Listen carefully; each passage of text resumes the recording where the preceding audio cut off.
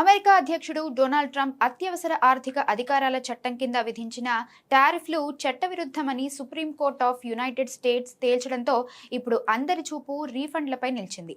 ఇన్నాళ్లు వసూలైన వేల కోట్ల రూపాయల సమానమైన సుంకాలు తిరిగి వస్తాయా, ఎలా వస్తాయన్నది పెద్ద ప్రశ్న. సాధారణంగా దిగుమతిదారులు సరుకులు అమెరికాలోకి రాకముందే కస్టమ్స్ వద్ద బాండ్ కట్టి అంచనా సుంకం చెల్లిస్తారు. తరువాత తుది లెక్కలు ఖరారు చేసే లిక్విడేషన్ ప్రక్రియలో ఎక్కువైతే రీఫండ్, తక్కువైతే అదనపు చెల్లింపు ఉంటుంది. కానీ ఈసారి విషయం కోర్టులో చిక్కుకుంది.